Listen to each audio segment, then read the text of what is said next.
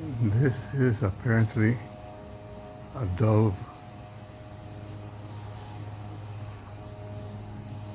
but she looks a lot like uh, bald or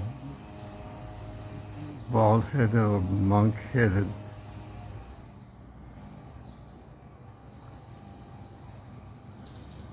Yeah.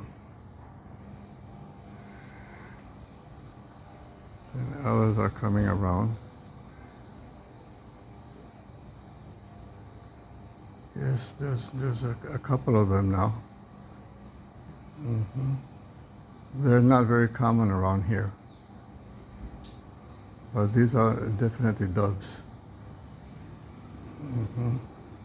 I had never seen this kind of dove over here.